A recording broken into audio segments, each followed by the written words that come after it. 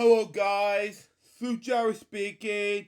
Welcome to LJPCBM episode number 847. Today we are to Purple Roads podcast, episode number 8. Oh, the worst voice of Mickey Mouse ever. Bret Iwan. Now, I'm not a huge fan of Bret in a way, because at the time, yes, I was a huge fan of Chris, the voice of Mickey Mouse in the time frame, because he used to be the voice of Mickey Mouse from 2013, which year I graduated high school, to the present time. And for Bret, he was boring to me, At the time, yes, he voiced Mickey Mouse, in my standards. And I respect you guys' opinion on Bret, but for me, he's been terrible as Mickey Mouse. But for Chris, on the other hand, he's good as Mickey Mouse to me. He's a first Canadian to voice Mickey Mouse. So that's just me, of course. Let's begin reacting to this. Begin in 5, 4, 3, 2, 1, go. Here comes some cringe this one, shall we? So we got for us.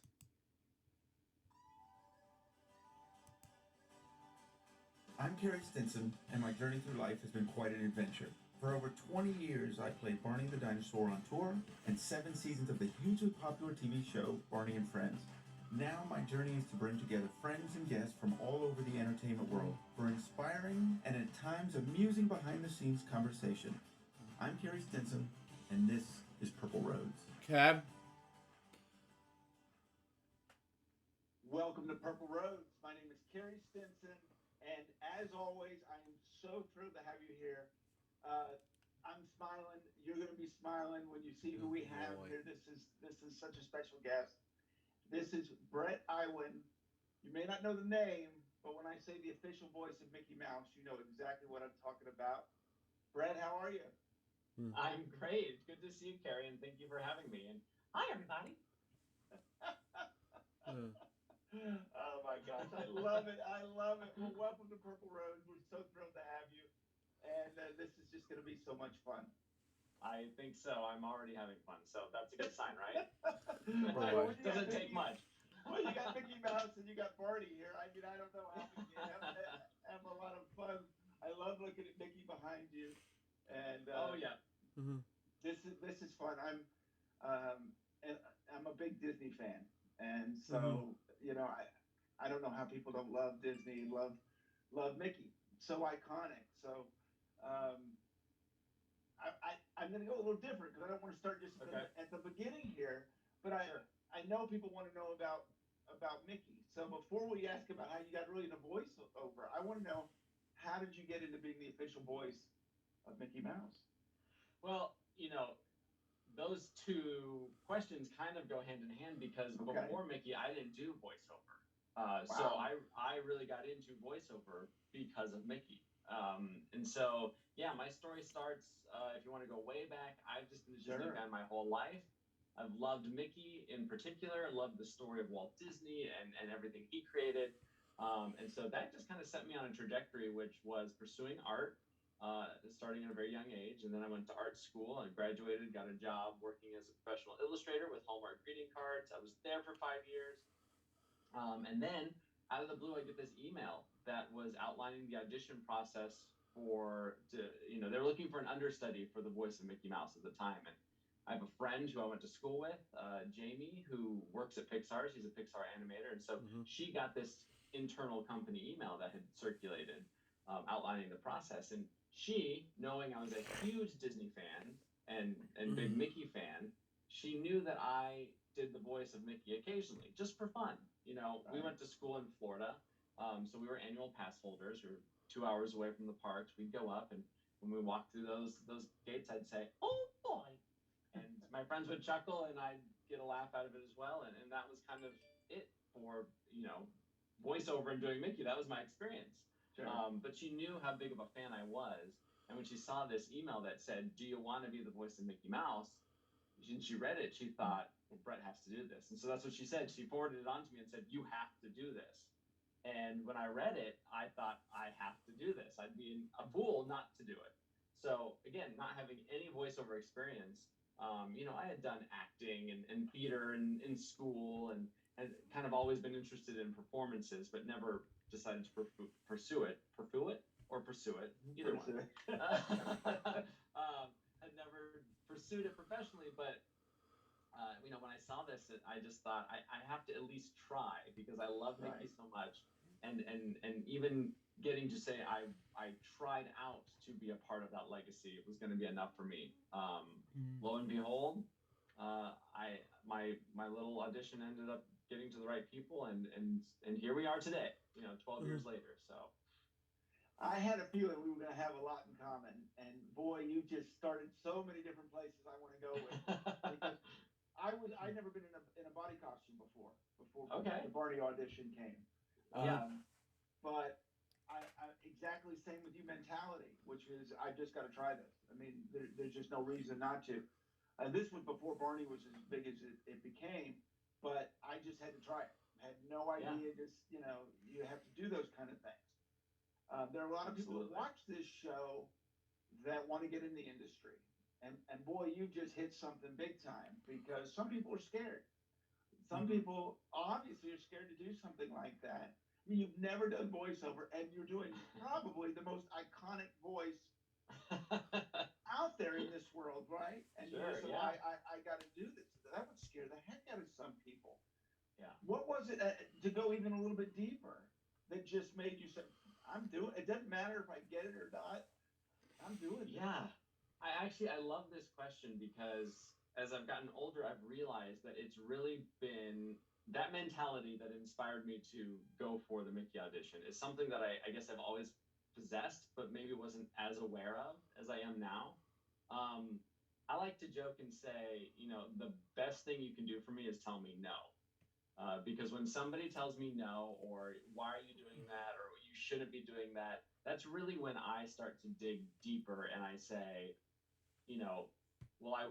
especially if it's something I want to do or something I'm passionate about, then I say, maybe it's a little stubborn, but I like to think of it as motivational. I look inwardly and I go, I'm going to show you why you should have told me yes. Mm-hmm. And so, or why you shouldn't doubt my interest or my passion for this. And so, yeah, I think in that moment, I just thought, what do I have to lose? I had a full-time salaried job, thankfully, and I know that's not always the case when opportunities present themselves or when you're, faced with a passion you want to pursue, but I was in a good place. I had a great job. I was a little creatively stir crazy, which probably contributed to my desire to start looking outwardly. I'd kind of, tease the idea of what's next. I remember thinking around that time, like, I love this job, but what's next? Is this the end of my creative journey or is there something new? So the timing was extremely ironic and not my doing at all. But again, when faced with it, I just thought, I remember thinking, I know nothing about this business.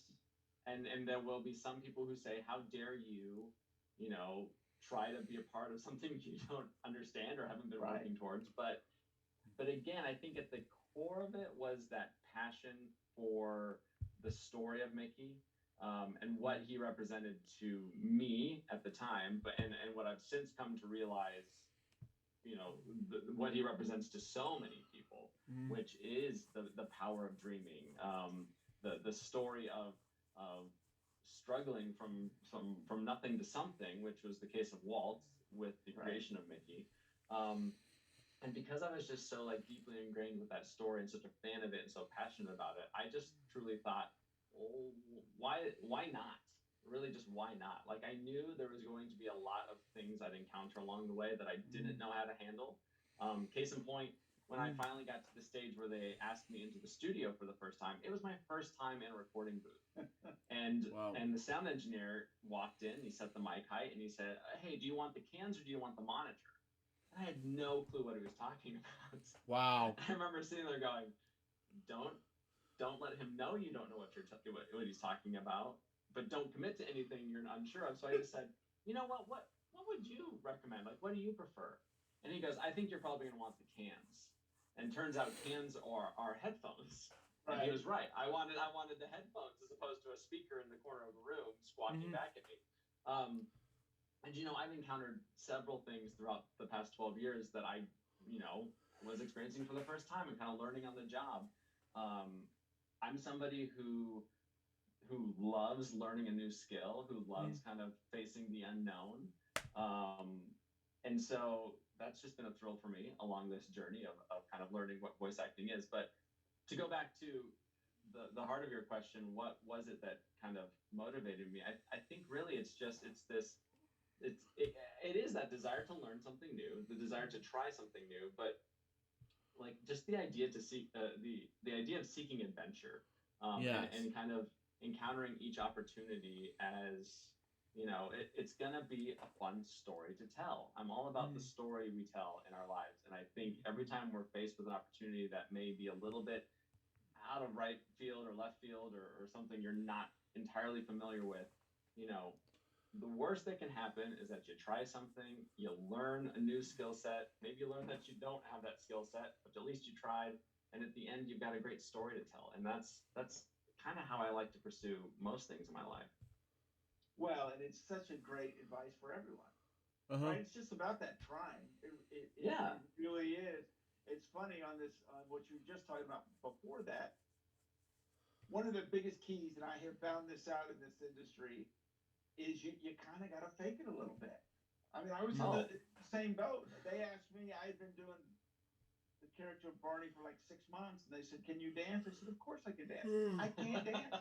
I've talked about this on before. I can't dance. And I took the videos, and I went to my mother, who was a professional dancer, and she literally, in my parents' garage, had to teach me all the steps, all the techniques, all of those things. But ultimately, they don't care as long as I come back and show them I can dance. Exactly. Wow. Yeah. I mean, fake it till you make it is a phrase for a reason, right? And yeah, I think in some ways, whether it's facing with an entertainment career or a desk job, I think everyone's kind of faking it till they make it. In some aspects, some of us just have bigger risks because you got to dance on camera. So. Yeah. Right. Well, right. Or you're the voice of Mickey Mouse. Obviously, there's a lot of pressure of that, but I think it sounds like your passion really took over.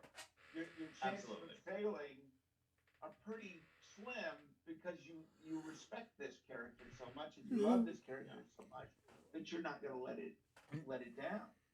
Yeah, and I mean, and don't let that little story fool you. I'm definitely somebody who has a lot of fears, and a fear of failure is a great one. So even when that passion motivates me, the fear of failing is always in the back of my mind. And I have had failures, and I think what I've learned along the way is, you'll be surprised at when you put in the work, when you're willing to do hard work, how less frequently you fail. And even then when you do fail, there's still a great reward in it. And I like to say, I don't really look back on my life and have any regrets. Sure, there are things that maybe weren't the best experience or didn't leave me with the best taste in my mouth, but I don't really look back and regret anything. I just kind of look back on experiences and think, well, those things got me to this point now. And so what's happening today and what's going to happen in the future is a little bit more important. Well, right, and what you learn from those mistakes, right? You can't know what's perfect. No one can be perfect. No. So what you learn from those mistakes? Can you think of a mistake you made early on? And the adjustment you had to make? Wow. I mean, I don't know that I can pinpoint one thing in particular, but specifically with Mickey, for me, the biggest thing was I didn't have the acting experience.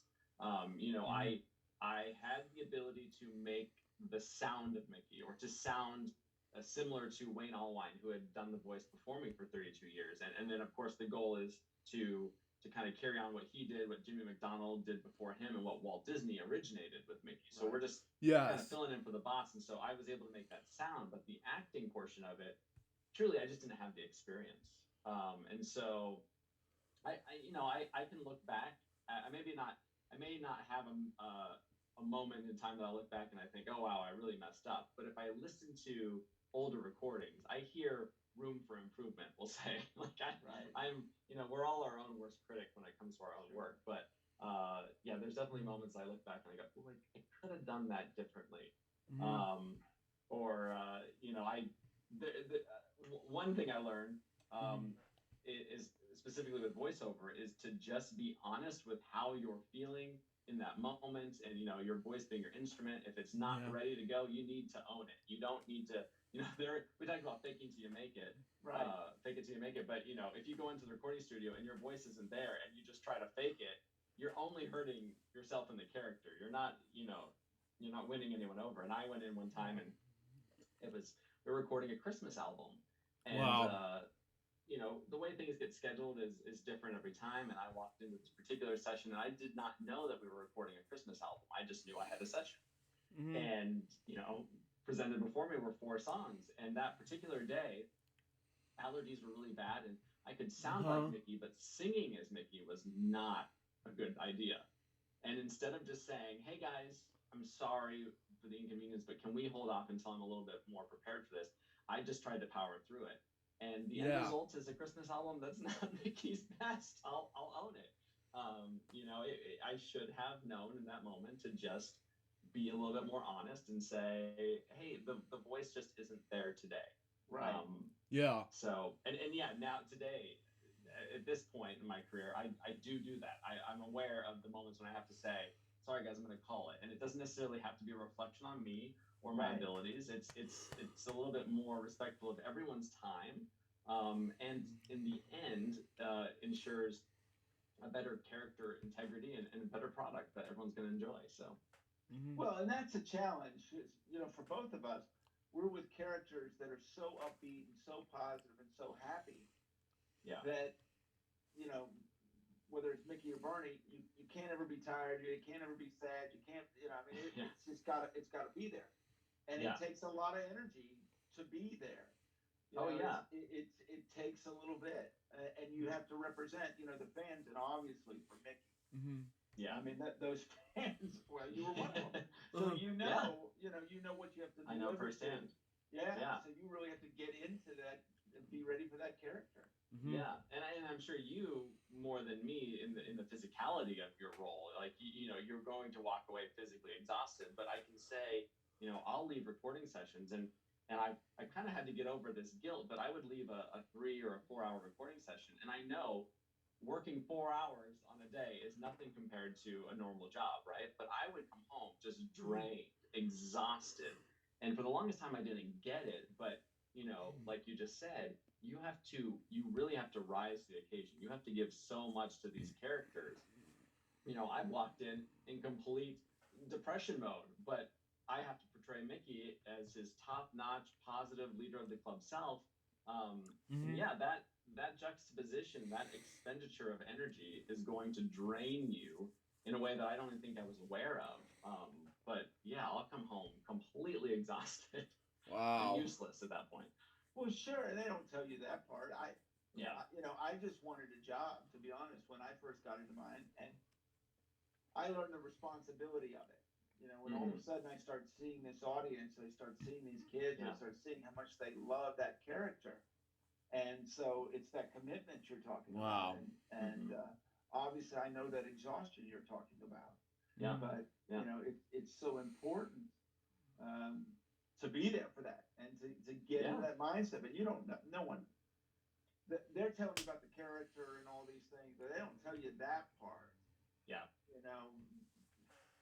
What these fans, fans, how much they love them. And I won't talk about this later, but you get into I've done thousands of hospital visits and some of these things, and there's just a commitment level, and you're thinking, I got everything going on. I might be sad today, or I might be this and that, but I know how important this is. So when did that come to you, right? You're just trying to get the Mickey job at first, but then all of a sudden you start going, oh my gosh, I'm the official voice of Mickey Mouse.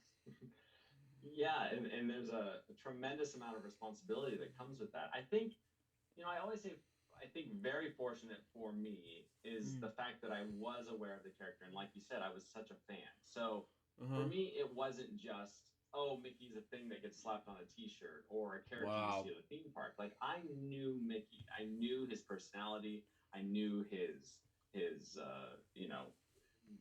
the spectrum to which he performed in. I knew all of his cartoons and his movies and whatnot.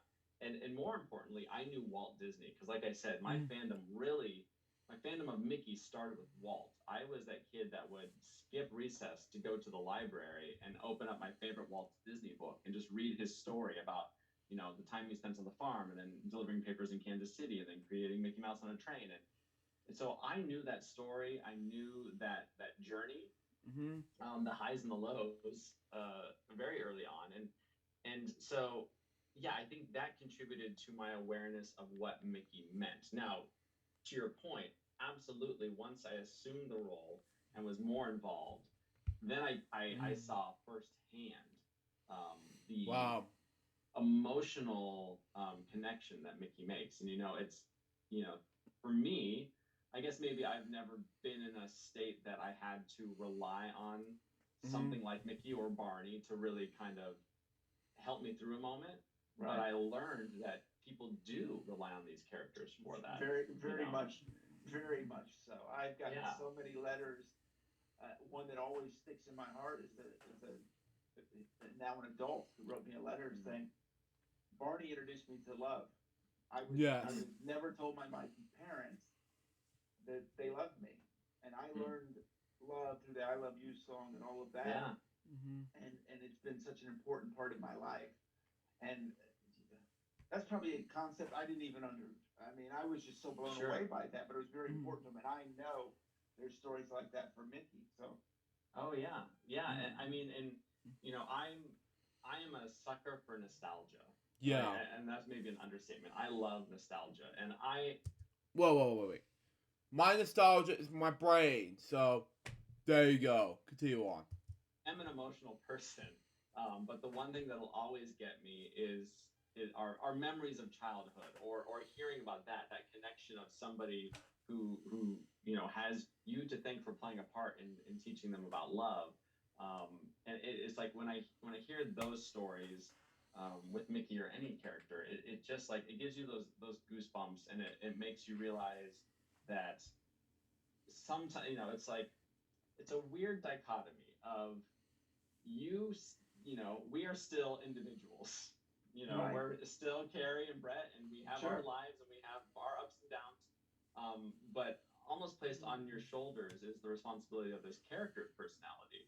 And, there's an expectation that comes with that. When people interact with you, they want you to be that Mickey. They want me to be Mickey. They want to hear how we're similar. They want to, and I've been trying to learn how best to, because I'm a firm believer in being authentic, and I want to be my authentic self, and I want to communicate to people the strength of being authentic. But how do you juggle that when you represent a character who's as big as Mickey? So I've, over the years have really come to believe, it's necessary to help people understand that, yes, I play a very important role in this character, but Mickey is Mickey, and I'm honored to be a small part of it. And if that small part contributes to an emotional experience you've had, I'm so grateful and honored to be a part of that. But really, the not the responsibility, but the credit goes to Mickey. It's such a bigger idea than any individual who plays a part in the character. So it's a balancing act. It really is, because the responsibility is great and can be overwhelming sometimes. I mean, if I'm being completely honest, it gets overwhelming to think that, sorry, stuff's flying in my face. No. Yeah, like, ow. Do you want? I don't know what that was. Yeah, it's overwhelming, but it's powerful, and it's extremely fulfilling and humbling, even just to, it's like, who am I to affect people in that way? But I've been given this chance and this opportunity, and I'm just going to do everything I can to respect it, with the hopes that I continue to do good in the way that so many people have already experienced through that character. Well, that really is the key because I've had the same emotions towards it, and still do. It's so funny. I haven't done it in a few years, but I'll always be known as that. And friends will tell people, and you just see it on their face. Wow. You were born, and it's just, and they're looking at me, and Yeah. and that, every once in a while I'll do a little jump or a little step or something. They're like, oh my gosh, oh my gosh, it is you. it is you, right, right. But Exactly. I'm Carrie, and I have my own life and all that stuff. Yeah. But I understand that, and I understand the important, especially for me, we get a lot of parents that, well, you helped my kid through, or you did this, or those kind of things. But it's the same deal. Obviously, there were several people that played Barney, but all of us had the same passion towards it, the same love towards it, as obviously all the voices that have done Mickey. Yeah. I want to go way back to kind of near the beginning of the interview, because this was something I was thinking about. You were saying your audition. An actor or a voiceover artist is going to prepare for it differently than someone that's never done an audition. So I'm really curious. Did you go back and watch episodes? Did you listen? Did you, what did you do? Because you didn't have all the references, right, that an actor would have on them. So you kind of had to come together and put an audition together, really not knowing how to put an audition together.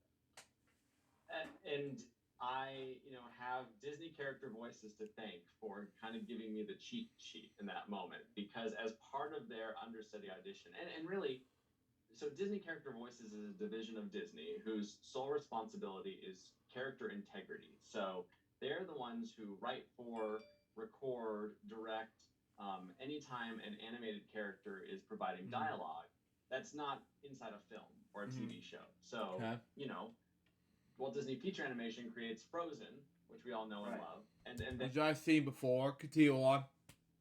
Anytime those characters have something, maybe for the theme parks or for a toy, then Disney character voice is going to make sure that what they're delivering is exactly the same experience you got from the movie.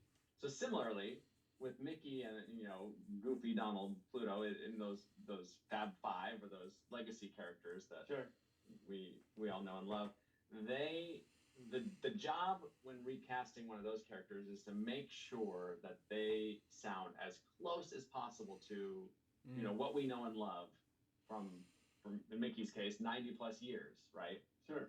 So they actually provided in their audition specs, they gave an MP3, which was a sampling of Walt Disney doing Mickey.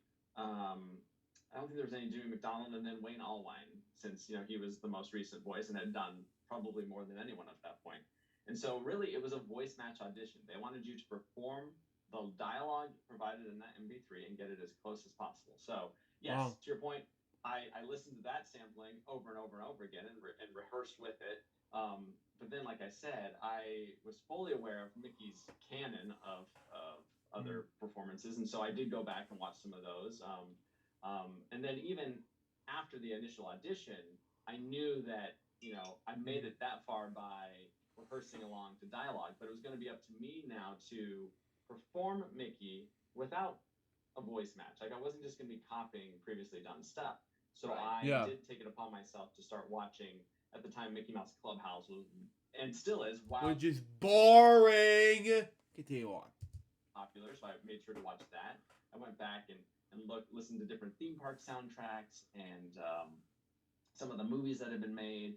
Just knowing that Mickey delivers all over the scale of performances. It's preschool one day, it's stage show the next. And so, I did have to just kind of go back and reintroduce myself to that. And I also, something I thought was really important was I went back and I had this DVD box set of Mickey cartoons, and I'd watched it over and over again. But there was, on the bonus features, there was an interview with Wayne Allwine and his wife, Lucy Taylor, who performed Minnie Mouse.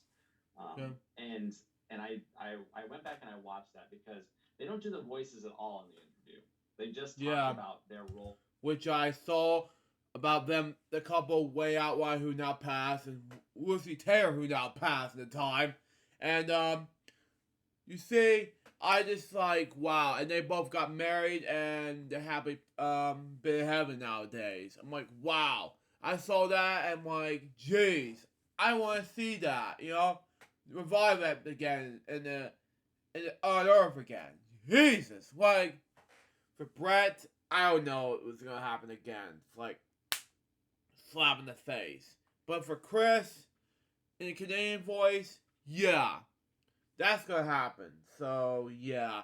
And as for this other as for this voice of Minnie Mouse, current voice, yes, I agree with that. But for Brat, no, I don't agree with this. Sorry. Continue on. Characters, and I knew that was going to be so important to understand.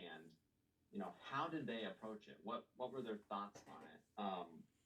Because to me, that almost was more important than any acting class or acting coach advice I could have gotten. I wanted to know how these two people who at that point were Disney legends, Okay. How they approached it. So yeah, that was a long-winded answer to your No, simple but question. what was the best thing you got from that video? What was the thing that you remember the most about listening to him talk about that experience? I remember specifically one question where the interview was conducted by Leonard Maltin, and he said, Yeah.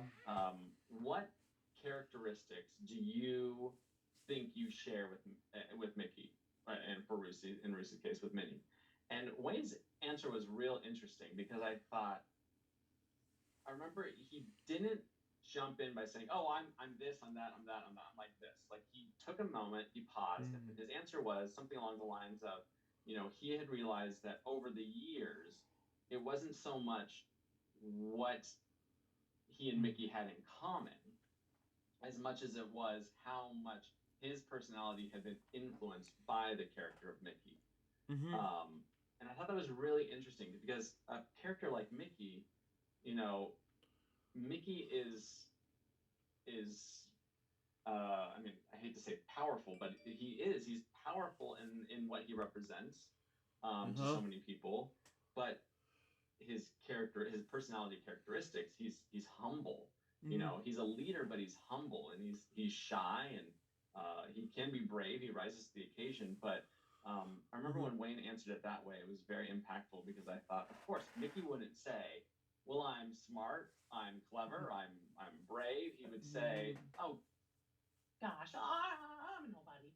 And that's essentially what Wayne said. He was like, it doesn't matter about me, but I have, come to realize that I've taken on some positive traits. And I've been asked similar questions now, and not to just directly copy Wayne's answer, but Sure. his answer was the best. And I've realized that it's not so much what I have in common with the character. It's what the character has taught me. And he has taught me a ton. I'm a very shy person. I'm antisocial. I never wanted to be in the spotlight. And Mickey kind of showed me how to do how to share in the excitement that I have in this role. And kind of get over that fear of public speaking and all of that stuff. So yeah, it's very symbiotic. But I love that was the thing I remember most from Wayne's teaching. Yeah. Well, I mean, isn't it interesting that you always hear the things that make you, where you find your most success is the things that make you uncomfortable, right? You're doing so many things that, and me as well. I had never done this stuff, so I understand it. But isn't it funny? And then all of a sudden you start learning, from Mickey that you probably were before. Now you're learning all these new things you probably never expected to learn. Absolutely. I mean, the being challenged, I think, is so crucial to anyone's journey, and it doesn't necessarily always have to translate into professional success. It's just personal success. Challenge, I think, is key. Learning, challenging, growing. I mean, I think that's something we should all strive for. Right. You've just done it in a big way. Yeah, in an animated way. Yeah. In an animated way, absolutely. I'm curious. I remember, when I got into doing Barney, I really wasn't telling her the whole. It was happening so fast, and I was 23. My friends were in college and all that stuff, and then all of a sudden, became huge, and I'm performing in these massive arenas with 16,000 people, and I invited all my buddies, and they were like, "What?" Wow. They could just not understand the whole Yeah. concept, and Yeah. they showed up and were like, "What in the world? What has just happened here?" Yeah. What was that like for you when you start telling family and friends, you're going to be Mickey, and then they actually get to hear you doing as the official voice of Mickey? Yeah, I think it was a mixed bag for people who did know me prior. Right. I definitely got the excited responses, like, "Oh my gosh, that's insane!" But I also Right. got a lot of the like, "Wait, what are you doing? Why?" I mean, and my parents hate that I shared this part of the story, but one of the first calls I made was to my parents just to tell them I was going to audition, and my Right. mom was like, "You're going to audition? Do you even do a Mickey voice? I thought you did a Donald Duck voice." And I was like, I've never done a Donald voice, Mom. Like, what are you talking about? And my dad similarly was like, "Okay, so like if you get this, what do I tell people? You're the voice of that's weird." Now, and they hate that story because now they're two of my biggest fans. They're so supportive and always have Wow. been in any of my endeavors. But yeah, it's interesting. It definitely is a mixed bag of, and to this day, if it's somebody I've never met, like you were mentioning, people will say, "Oh, Carrie's Barney," and people are like, "What?" Well, sometimes I'll have friends who will say, "Oh, this is Bret, and you know what? He's the voice of Mickey Mouse," and they go, "Okay, that's cool." Or even worse, I'll do the voice for them. They're like, "Let me hear it." "Hiya, pal," and they'll say, "That's pretty good." I'm like, "Pretty good."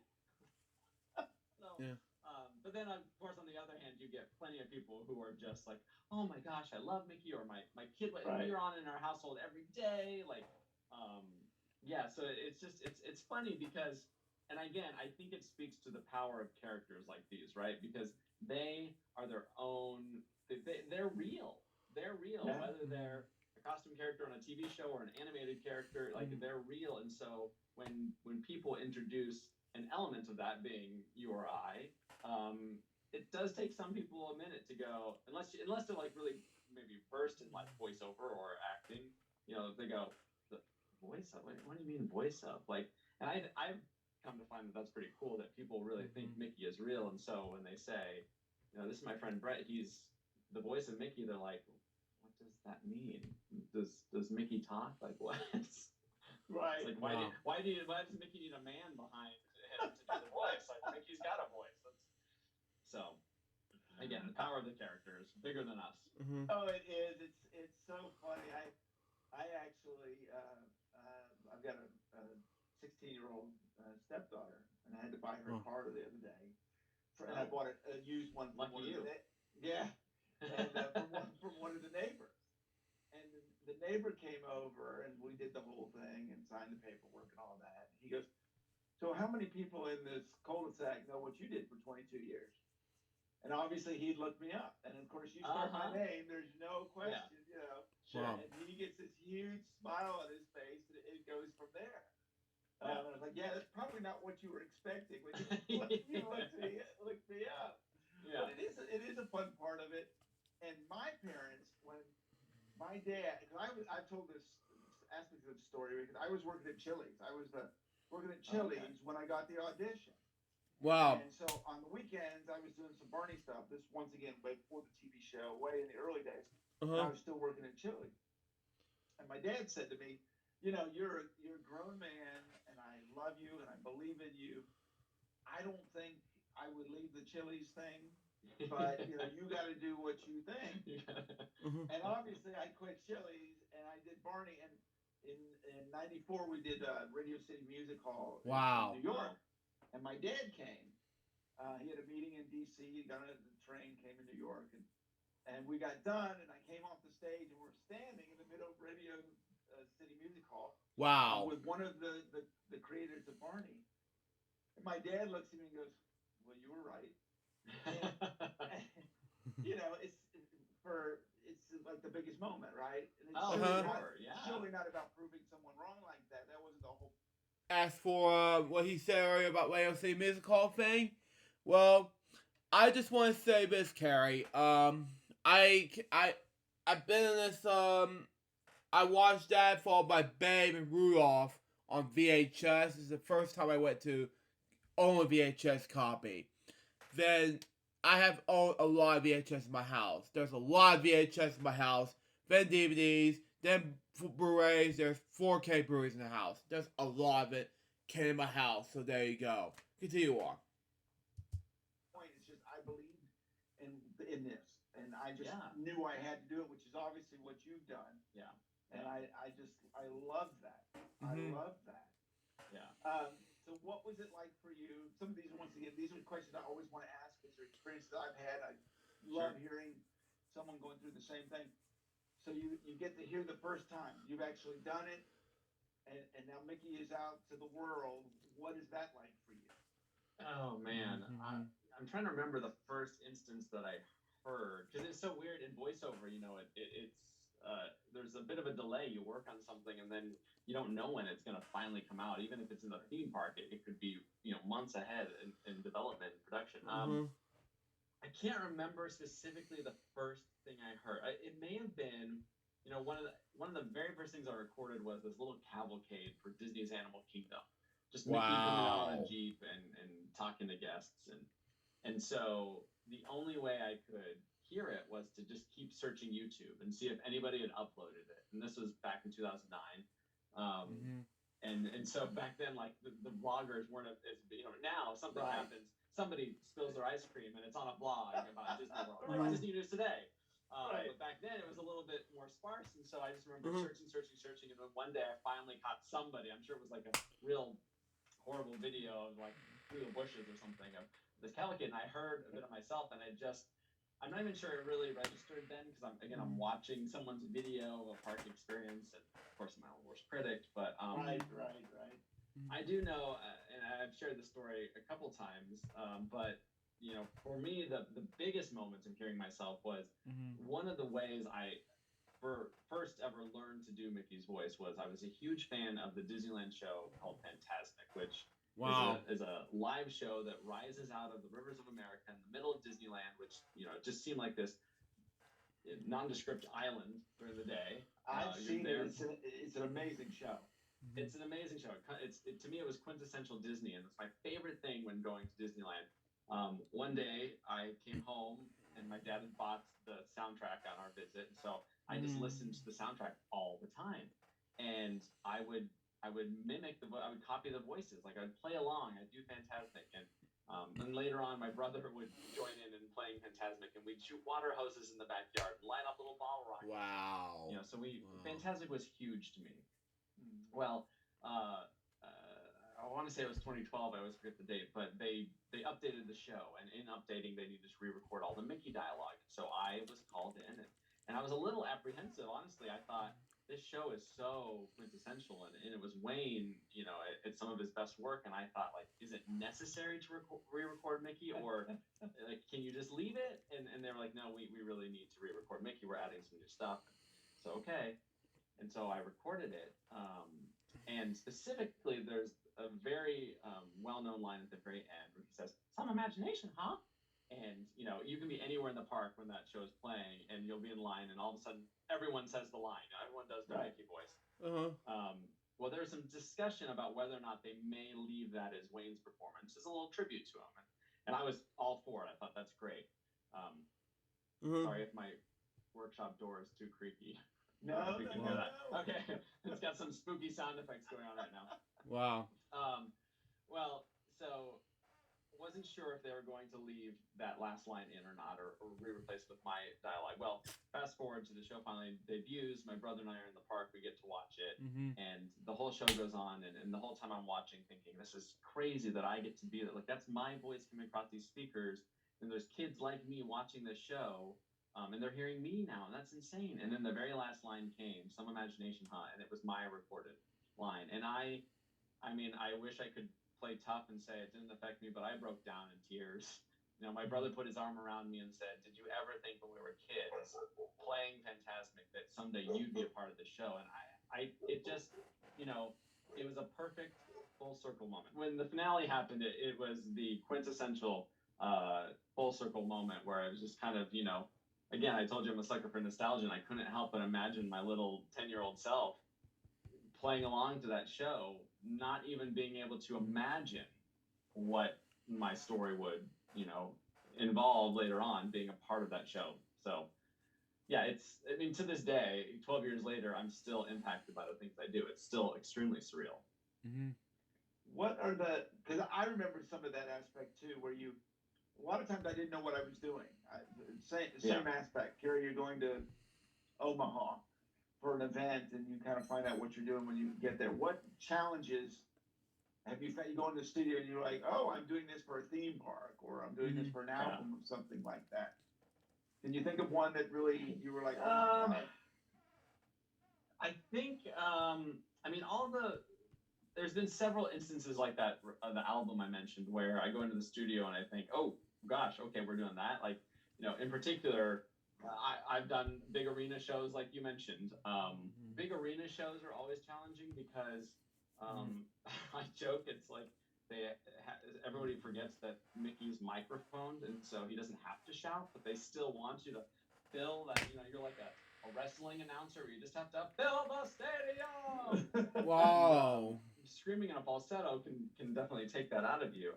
But I think some of the more surprisingly challenging jobs have been when we've done live events, which we haven't done in a long time. But there were instances where for the rededication of Disney California Adventure, or the opening of Aulani out in Hawaii, where I was on site voicing Mickey, and it was equal parts exciting, equal parts kind of like, I don't know what I'm doing, because you really like you're in theater at that point. You're working with a stage director and a cast, and so again, it just kind of you just kind of take it each moment as it comes. I love the memory I have of the rededication of California Adventure, though, because we're doing late night rehearsals when the park's closed. So 3 a.m. we're out there, and all the cast members are on Buena Vista Street in this big group, and I'm speaking for Mickey. I'm not on stage. Mickey is, and his voice is coming out, and I had this moment in the like, boredom is maybe too extreme of a word, but the repetitive nature of these rehearsals where it's kind of on and on and on. And I realized, Mickey's talking, and they kept calling him boss. They kept being like, okay, Mickey, okay, boss, come over here, do this. And I thought, well, if Mickey's really the boss, then I can say just about anything right now, and they'd listen. And and just to test it out, I did, Mickey, raised his hand very politely to the director and was like, excuse me, Randy, but I was wondering, can I ride on one of those flamingos? And it was such a cool moment because, the director fully knew how everything was working, but he was like, sure, Mickey, I'll see what I can do about that. And all the cast members were like, Mickey just said something that wasn't part of the script, like, he's real. I didn't take advantage of it, but I remember thinking, wow, I have some power with my hand on this trigger that goes to the microphone, and I could start ordering ice cream or something. So funny. Yeah, well, you gotta have fun. Obviously, I know all about rehearsals and how long they take, and aspects of that. So I totally understand it. And obviously, I also understand the part of having someone else voice me in the costume. Oh, and the challenge of that too, of having to work together. I am the biggest fan of live. I love live performing. TV is incredible, but the live aspect, where you don't know what can happen, and the energy there. Yeah. I can just imagine, what it was like for you when you're doing something like this, and you are doing it, and the fans are reacting to it live. It's got to be powerful. Oh, absolutely. I mean, like you said, there's nothing like, improv, where you're on the spot, having to think on your toes and come up with responses and things in real time. It's, again, to go back to that word challenge, it's a challenge that I love, because it really just kind of, like, everything's firing at that point. When you're in a groove, I know there's several instances where I was surprising myself, like, oh man, that was good. Oh, that was a good response.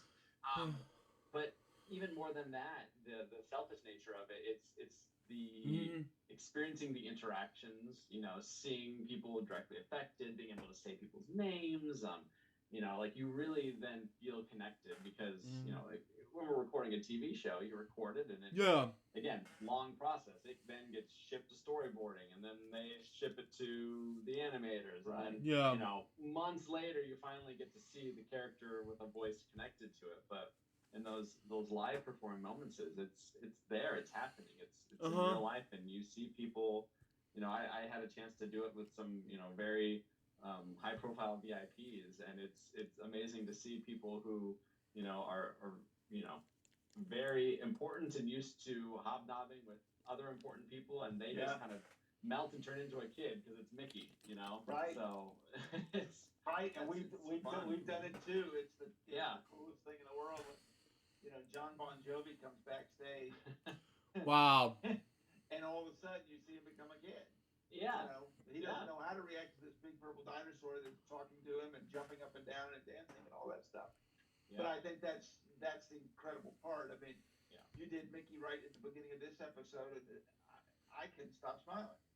I mean, it's just one of those things. It brings so much wonderful memories and thoughts. And I went to Disney many times as a kid, and it's just such a special thing. And as an adult, it's such a special thing. Absolutely, yeah. So I know you've been doing some Comic Cons where you get out around. You get out around the. Yeah. At the time, yes, Comic Con, I didn't see him in person. I see Bill Farmer as the voice of Goofy, Jason Marsden's the voice of Max, and Tino and other things, the Weekenders and things like that. And of course, Steve Whitmire, Kermit the Frog, who else? Ernie from Sesame Street, and Rizzo the Rat, and so forth. So there you go. Continue on. What has that experience been like for you? That's going back to my being a shy person and a little socially anxious. That's been a learning curve for me. Of course, I love sharing in the excitement of Mickey and the fandom of Mickey, and it brings it to a whole other level when you're able to meet people face to face and hear how much the character affects them. It's a new environment for me. I'm not, I'm much more prone to sitting in my workshop and building something or enjoying my backyard and with my dogs and my family alone. So being out in this big energetic environment has been I've had to rise to the occasion, but I'm getting used to it. I'm getting more comfortable in it. And again, just meeting people and seeing how excited they are to share their stories about the character and how it's affected them. And there's nothing like that. So it is cool. And on top of that, I get to go experience new places I've never been before. With being the voice of Mickey, all our work typically happens in a recording studio in Burbank, California. So people ask me all the time, do you get to go to the theme parks? Are you working in Florida or in Paris? No. I'm working in Burbank. So if my voice is overseas at a theme park, I was in Burbank when I recorded that. So the fun thing about Comic Cons is getting to travel a bit and see new places, and I'm enjoying it. I'm off to Lexington, Kentucky this week, and then Salt Lake City the next week. So always something new. So everyone go check out and go see Bret when you're if you're in those. Yeah, I want to be able to see Bret. Unfortunately, at MomoCon, that has terrified me the most. Continue on. Exactly. Did you think of some favorite interactions? Some questions they ask you? Oh, I mean, the questions are always so. Lately, I've been doing kind of my friend Ashley Eckstein and I. Ashley is a very well-known actress, voice actress. She voices Ahsoka Tano in Star Wars and created her universe, a clothing line that catered to the female fan and now caters to everybody. She and I bonded very quickly when we met, doing a Mickey birthday video, actually. Because our stories are so similar, and our stories are similar in that she, like me, is somebody who believes in passion, believes in hard work, and wants to take her experience, so our shared experience, and just you hope that it inspires other people to do what they follow their dreams. And so we created our own panel called Voice Your Dreams, and we've been fortunate enough to do it a few times at Comic Cons now. And that's what it is. It's like you and I have been talking about. It's talking about how we turned our fandom into our dream come true and continue to. And so I think some of the best questions I've had are then. You know, I love talking about Mickey. I love telling my story about how I got into voiceover. I love talking about the nuances of the character. But I think in the role of Mickey, the thing that I'm most excited to talk about is when people, you know, just want people are able to. If I'm able to inspire somebody, even in the slightest bit, to do something that they maybe would not otherwise do, or maybe have been a little nervous to try. That's when I get really excited. So, you know, I'll talk about Mickey all day long, but if somebody wants to talk to me about my steam train obsession, or art, or traveling, or any of those things, or they tell me about their business that they're starting, or their dream, or their hobby, that's when I get really excited, because I just want to connect with people on a little personal level, you know, and just kind of share stories. I think that's the coolest part. Oh, I think it is. I think the fact these Comic Cons have brought people together is such a cool thing. It's such a cool thing. And such a safe place, too. I know. Yeah, I know. I'm so glad they're able to get back out there with everything going on. I know it's, you know, this is wonderful, but there's nothing like being in person with someone. And I know that's such a cool experience. Yeah. So what's next? Well, it's a great question. It's a great question. We just started working on season 2 of Mickey Mouse Funhouse, which is a great new show that premiered. Which, by the way, I'll see season 1. Never saw Mickey and the Roadster Racers. Never. If you watch this remix, I'll go ahead and watch these 2 shows in the future. Continue on. Disney Junior and Disney Channel, you know, just last month. So look for those. Those episodes are rolling out as we speak, but we're in production on the season 2, which is just more fun adventures for Mickey. You know, I've got some stuff lined up for the Walt Disney World's 50th coming up, which is October. Kicks off October. Yeah, I did record it, but fortunately, I recorded the whole thing. Yeah, we're just good enough, and fortunately, I deleted some things accidentally because of Arthur's series finale, which I'll react to the next episode when I get done with lunch. Continue on. First, so I got some fun stuff there, and then, you know, on a completely personal side of things, I just got back from moving a 10,000-pound steam train that I'm going to be taking on restoration of, and we're going to be working on getting a little railroad up and running, which will, you know, serve dual purpose to one, celebrate the legacy of the gentleman who built it and his family, who has been so gracious in entrusting me with its care, but also the hope is to kind of create a space that, similar to what we've been talking about all morning here, is inspiring people to get interested in the industrial arts, which is something I don't often get to talk about, but I love working with my hands. I love woodworking. I love mechanical things, cars, but specifically steam trains. I'm a steam engineer myself, steam mechanic, and so I think creating a place where people can come and be educated on that, and, you know, we have school trips visit and all that kind of stuff. That's kind of like the next big challenge for me. So moving the train was no small feat, and I'd be lying if I said I didn't sleep for the past 3 days as a result of it. But that's what's next on the horizon. It's been a crazy couple of years for me. I have no complaints. My life is I feel very fortunate and very blessed. And, you know, my birthday's coming up in a couple of days, and I just blew out some candles. Yeah, wow. Hold on. As I'm taping this reaction video, let me see.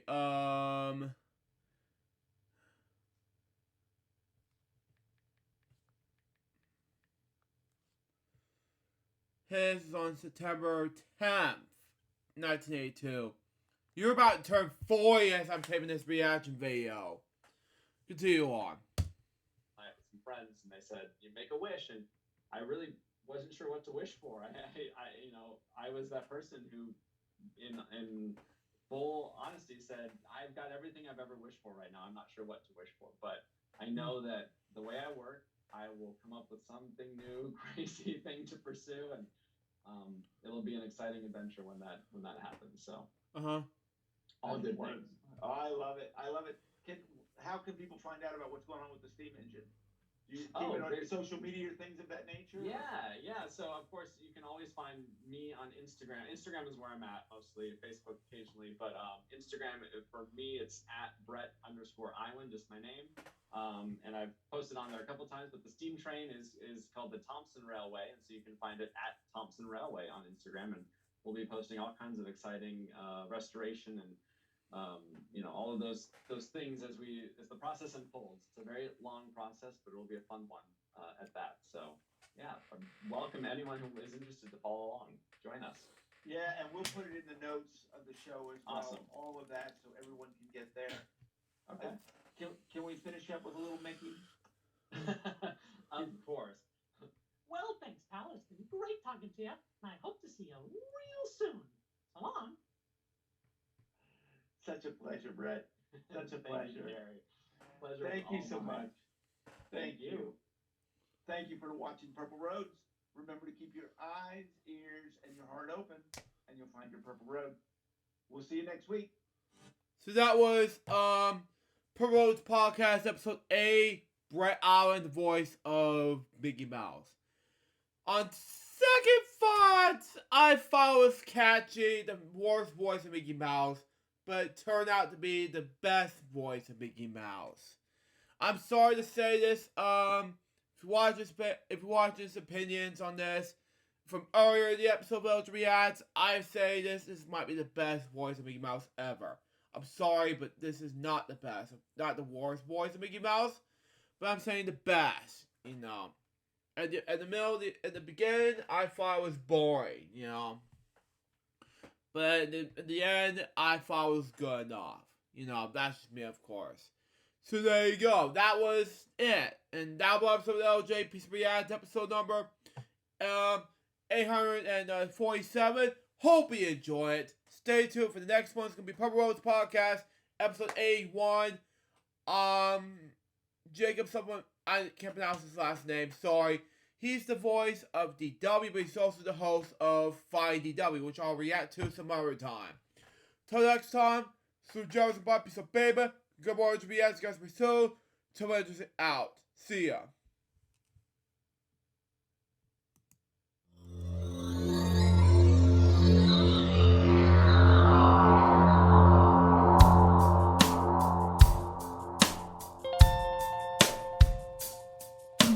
Given unto me this life I'll never take for granted, and given all the time I failed to really understand it, I never sought to meet the maker of reality, the one who gave the life that which is always happening, but I tried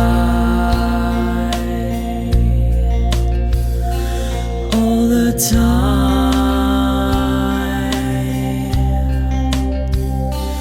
I